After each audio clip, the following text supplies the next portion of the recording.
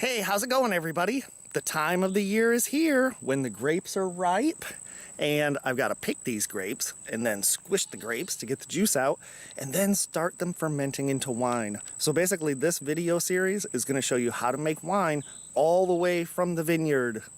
Now the grapes that I grow are southern varieties called muscadines and scuppernongs. Scuppernongs are these bronze ones, and you notice that some of them are still green. That makes picking grapes very difficult in the South because I can't just pick this whole cluster. So I'm going to show you how I do that in just a moment, but let me show you my other kinds of grapes.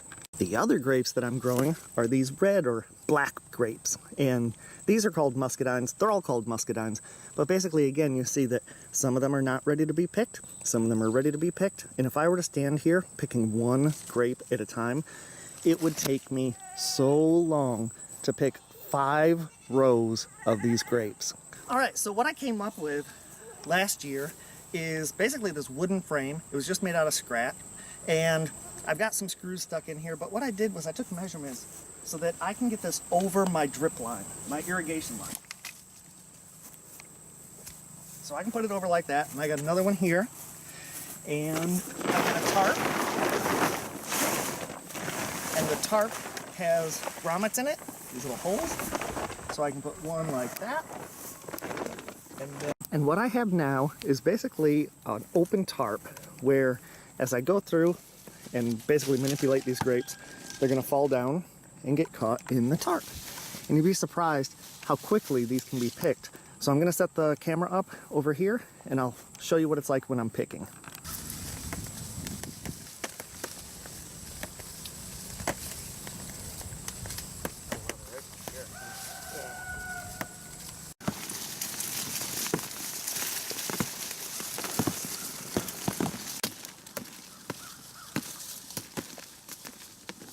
So now that we've got some grapes, and this is early in the season, we're not getting a ton of grapes yet. I've got a bucket down here, and my partner is going to lift up from the other side. Grapes, and the leaves, and the stems, just go right in the bucket. All right, here's part of a wheelbarrow full, and this is how we're set up. Shaking all those grapes, gently teasing the ripe ones down into the tarp. A lot easier than picking them one at a time, let me tell you. Unless the deer gets the grapes first, we'll be pressing these a little later. Here's some of the grapes we got today. It's still early August, and towards September we'll be getting a lot more. And here's my press. Now this is Amish made. It's all solid maple. It's old-fashioned.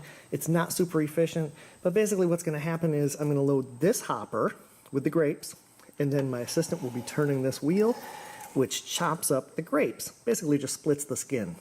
They're going to fall down into this basket. Then I'm going to push the basket back and then put this chaser over the basket, and then it gets squished down. It gets squished down with this big screw, really heavy cast iron, and then the juice will collect in that tray, and the juice will drip down into this Tupperware, and then I'm going to put it into a bucket for fermentation. Okay, to catch all of the grape skins and grape leaves and all that stuff, which we're going to discard, actually I'm going to compost them, you have to put a net in the bucket. So the net goes in the basket like this. The juice, obviously, will just come right through that. And so now I'm going to set it up on the tripod and show you how I grind these up and get them into the basket.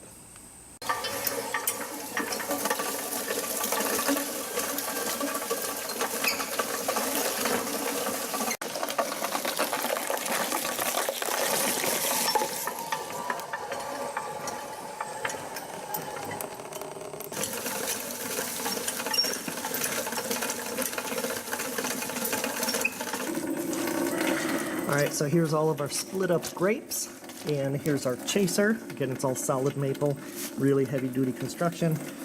And what she's doing is just covering that up with a loose kind of fold over.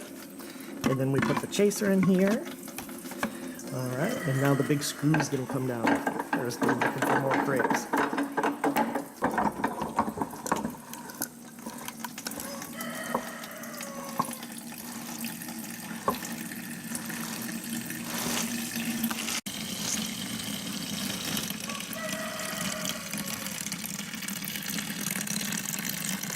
Okay, so here's the first batch of juice, and now I'm pouring it through 2 different filters. The filters are just going to catch any of the woody debris or a little bit of the scum. And my goal here is to fill this 5-gallon bucket. I've still got more grapes. So what we ended up with is all that juice, plus a bag full of grape skins and seeds and leaves. And those are going to be composted if the deer doesn't eat all of them. And the nutrients will return back to the vineyard.